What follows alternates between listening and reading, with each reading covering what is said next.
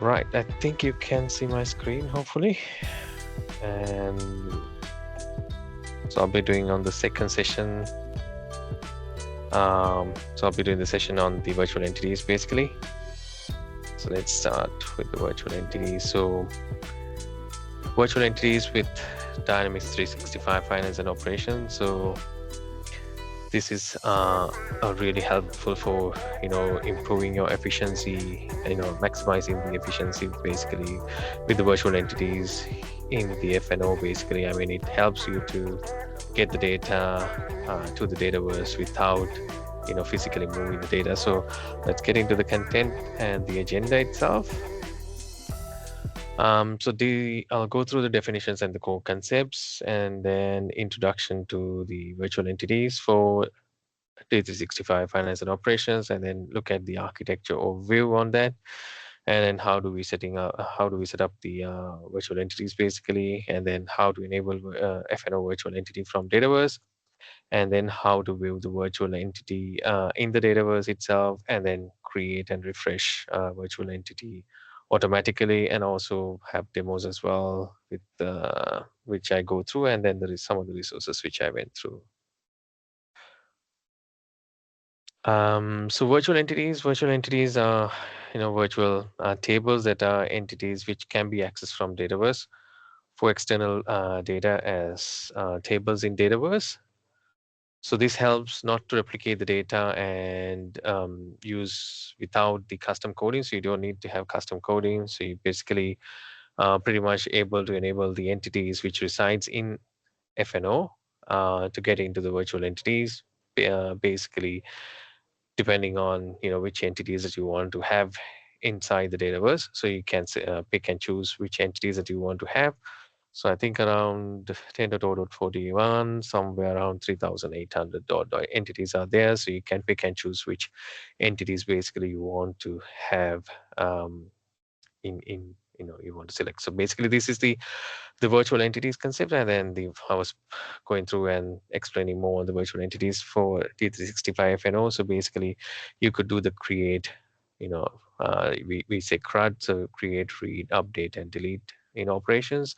So I'll be showing in the demos of how we can create, read, update, delete, record using the virtual entities. So physically you don't want to get the data inside to the Dataverse, but you use the virtual entities, and then get that data as back into the Dataverse basically. And also you can use for the reporting and analytics as well. And also this is a method that is used in the Power Apps portal as well. So you can use the Power App portal and then use the create, read, update, and delete operations from the F&O entities that are available as virtual entities in the Dataverse basically. So let's look at just to explain on the introduction to D365 F&O virtual entities. So as I mentioned, say virtual is a virtual data source, so it doesn't physically reside, and it enables you to do the CRUD operations, create, read, update, delete operations without data duplication, keeping your data in F&O apps basically. And it allows you to do integration capabilities, provide seamless access to all data entities and direct F&O data integration part of it as well, and the business applications as well. So it facilitates customer engagement, portal creation, and real-time data operations. So these few of the capabilities. So building the if you're building customer engagement apps, so this is a great way to do it. So I will be showing in demo as well. So I created a Canvas app. So I'll show how you can leverage the virtual entities in the Canvas apps, and then use the CRUD operations basically, right? And the next up is the virtual entities. So please feel free to ask questions if you have any questions basically.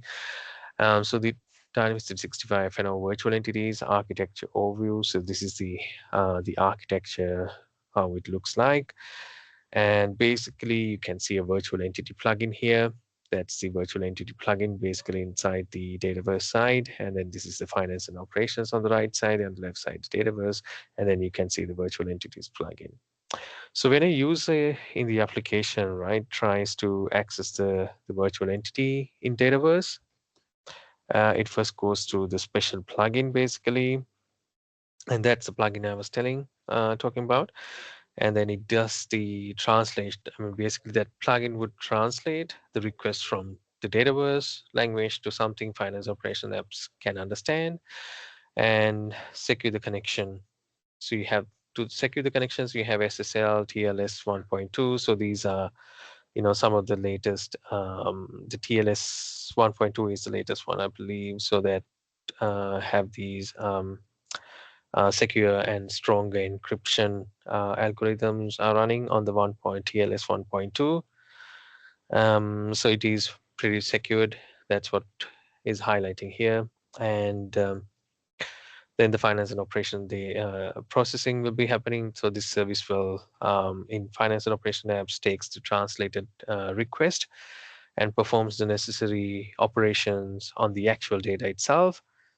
And it also, the best part of it is as well that it also adheres to the business logic as well. So because the operation is performed directly on finance and operations data, the business rules or logic associated with the data will be also applied, and it's adhered as well. So that's the best part of it. And so it is best in terms of having your database and the finance and operations pretty much residing in the same region, so that you don't have much latency, and the calls would be pretty efficient if you have located both F&O and the database in the same location and the region basically. And with that, just to give you a bit more understanding on the primary key requirements, because as you know, database and finance operations have different requirements in terms of the primary key. So if you look at the database, you have the GUID, and then you have mandatory primary key as well on the database side, and the F&O side, you have one more entity keys, and then you have the rec IDs, unique rec IDs. So how do we tie that into the virtual entity method? So you have a GUID compliance would be running through the GUID compliance, and you have the GUID structure, data entity ID in first 4 bytes, and then the rec ID will be the last 8 bytes, and then you'll have non-unique rec ID. So this is pretty much how it looks in terms of the primary key requirements uh, in the virtual entity, finance operations, and the database basically. So this is a key part for us to understand. And let's quickly go through I'll show you in the system as well. Let's quickly go through on what you need to have in terms of installing the virtual entities. So you pretty much need to install the finance and operations virtual entity.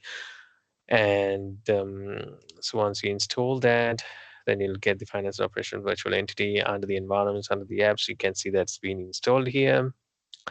Then you would need to do the app registration. So in the Azure side, you can create an app registration. You go to the app registration and create a virtual entity. I mean, you can give any name, and then register your app registration, and then you'll get a client ID, and also you can generate the client secret as well. So you have the client ID and the client secret. Then pretty much you can use that in the next step, that in your update in the setups. I can show that as well. And also the other part is that in the F&O setups, you have to set up the Microsoft Entra ID applications using that client ID, and then you can map whichever user you want, and then the user should have the Dataverse virtual entity integration app access. Then they can select the entities. So if you recall the previous one I was showing, that this is where you can have the target URL, tenant ID, and the application IDs basically. So you enter the target URL, tenant ID, and then the application IDs, and then the AAD application. See, that's the client secret that you got previous step. And to access the Power Platform Power Platform the virtual entity data sources, you can go to Power Platform environment settings, and then the virtual entity data sources. That's where the screen will come in. And yeah, this is the finance and operations. That's what, yeah, the sequence is a bit misaligned here, but you get the idea. And how do we enable the virtual entities? You can go to advanced find and then find available finance and operations entities, then look for that name contains I mean, depending on which entity that you're looking for. And then this is, I'm looking for the customer V3 entity, and then you find that entity visible and then refresh it. So you can enable it. So once it's enabled, you can see it as yes here. The value will be updated. So we can see when we go into the system itself. So like this, yeah. And how do we view the virtual entities? So you can go to the Dataverse tables, and then if you go to the all, and then you can find this the virtual entities under the MS ERP. So there's a prefix that will help you to identify. And one more other important thing as well, like now that you can create and refresh the virtual entities automatically. So if you're creating a custom entity as well, so you can pretty much create and refresh the virtual entity. So you make sure that you have allow row version change tracking enabled, and then the auto create enabled, so that you can create and refresh virtual entities in the Synapse link, basically. And there's another section that you can see the virtual entity metadata sync status as well. So you can see the metadata syncing part as well. If you go to the monitoring section under the data management, so if you go to the virtual entity, you can see the metadata syncing status under the monitoring. So that will help you as well on to find what is the last time that the metadata has been synced for specific the virtual entity, basically. So with that, let's go to the system.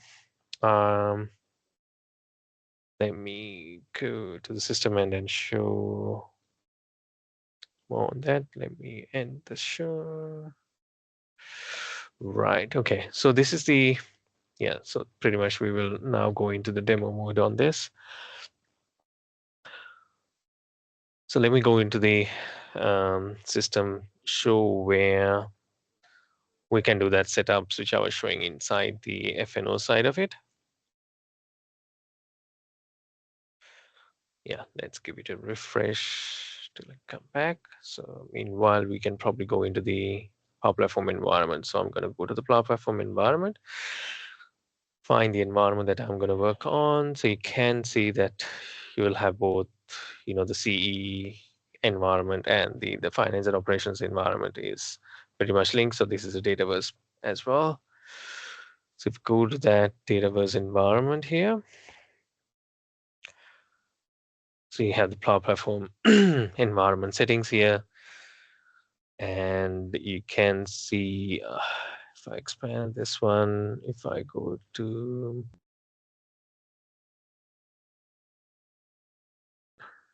administration, then you can see the virtual entity data sources here.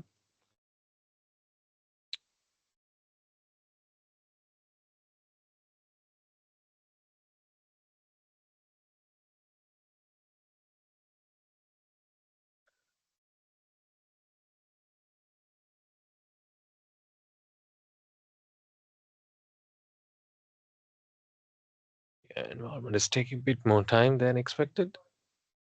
Let me give another refresh.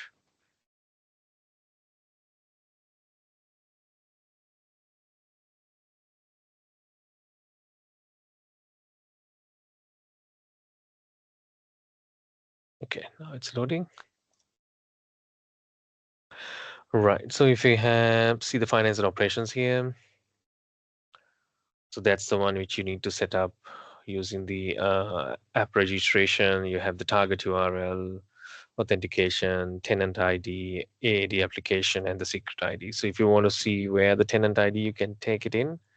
So if you go to your environment and then go to the about,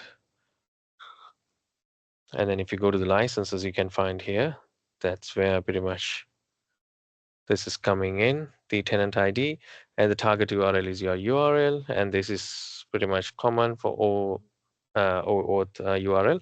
And then you have the AAD application, that's the Azure app registration, client ID. client ID and the secret as well here. Yeah. So let me go to the Azure just to show the app registration.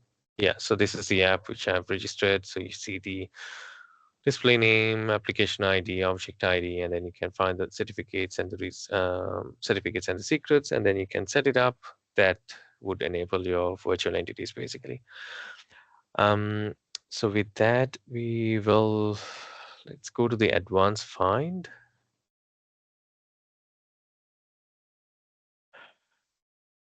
Page type advanced find, and then you can find the entities basically here. All the finance and operation entities that you can see, and then you can enable those entities basically. So if we find available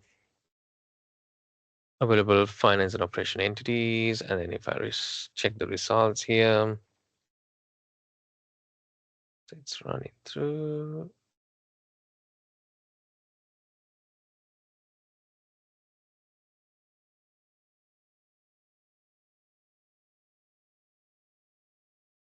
And this I would expect to have all the entities listed out, which we can enable. And then if you have a custom entity also, you'll be able to pretty much show under here.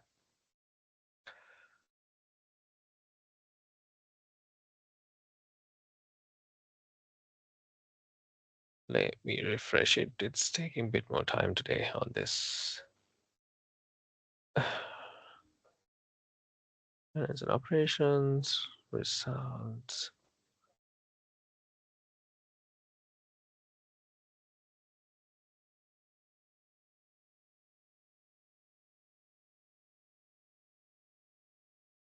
Yeah, let's.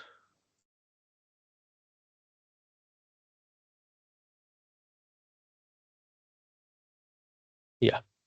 Okay, so you can see like 3,855 entities loaded here. So let me go back and just to filter on visible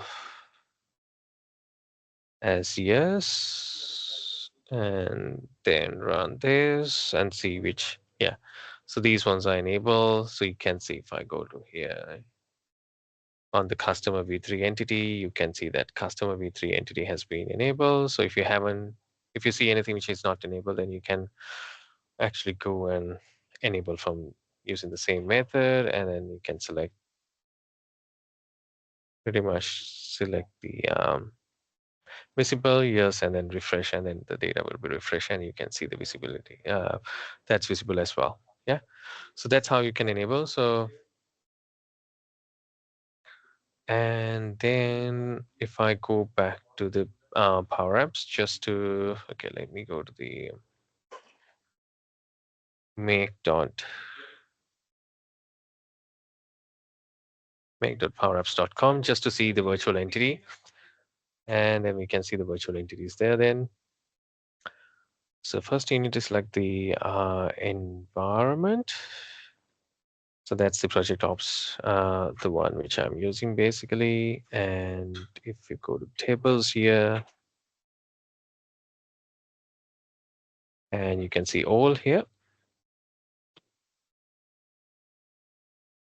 And then, so this will be customer cost. Customer, yeah. So this is the V3. That's the one which we are looking at. And if you go to the tables, you can see this is already virtual table. And yeah,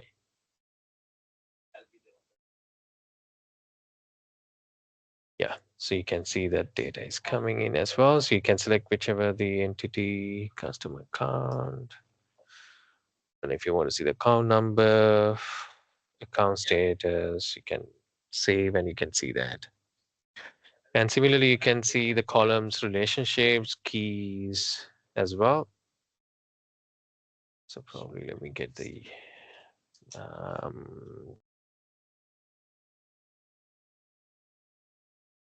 company code, which we can see here. Yeah, so you can see the company code. I think this doesn't have the value, so that's why you didn't see. And if you want to filter, you can filter as well. And you can see the relationships as well. So these are the relationships you can see. So that's the relationships and the columns. So all these information you can see here. So pretty much you can come to the tables all and then find the virtual entity basically here. So use this virtual entity. Let's play with that. So I have an app created here. So this is basically an app using the virtual data entities, right? And okay, let me this. Let me go to the make.powerapps one and then find the application itself.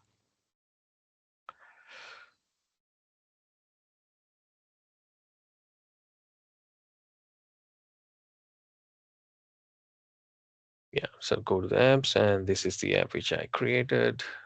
Go in.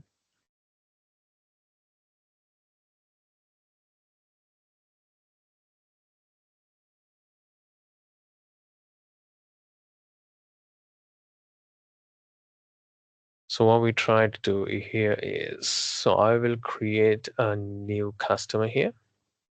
So let's go to account receivable, all customers, and then we can create a customer here. That customer we would be seeing using the virtual entity. Right, okay, so that's the app which I've created. And if you go to the data, you can see I've used the V3 MSERP. So that's the one which is linked here. So if I go to this and yeah, so if you see the data, so that's the one which is being mapped. So that's the virtual entity which I mapped here. And let's create the customer. Okay, let's create a new customer so that we can see it from the tab itself. So let's make it as test 1, 2, 3. Just give it the name, test 1, 2, 3. Customer group, maybe 20. And I'll save this. So say, oh, sorry, I think that's already existing. So maybe I'll give us something different. Test 555.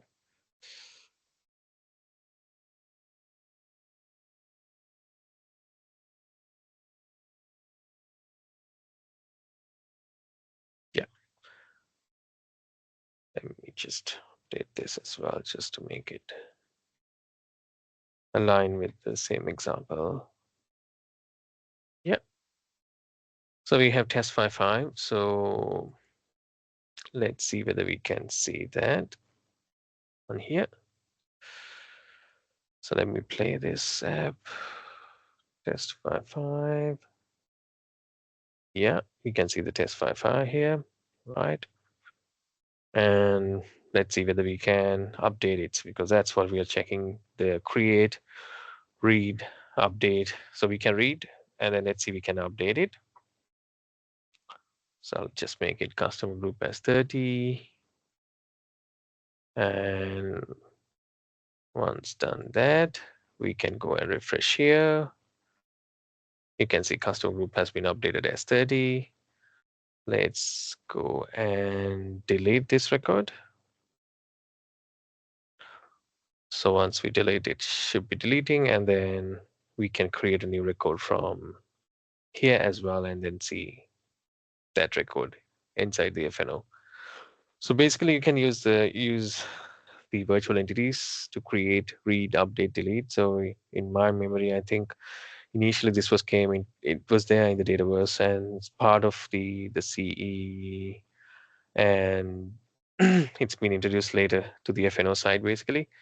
And but I think the create, read, update, delete has been the first time that's been introduced to the F&O side. I think that's initially came in to the F&O side, that CRUD capabilities basically.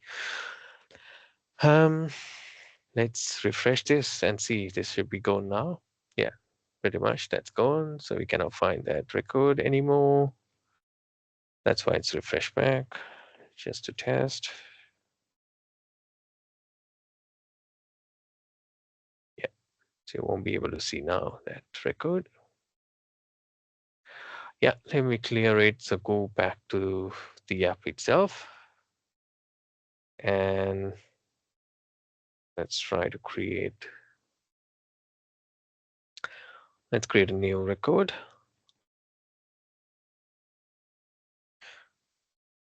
Test 888, customer group 20, company code USMF, and then I'll put in currency as USD. Test. Right, and then I'll save it. Yeah, hopefully demo code is my side and it's saved. Let's go back. Test. Yeah, so that's been saved. So this is pretty much we've shown through, I've gone through create, read, update, delete. So all that, all the 4 operations basically on here, which we were able to do. And yeah, I think in terms of the demo, I have done, completed. Probably I'll go back and see if there's any questions here.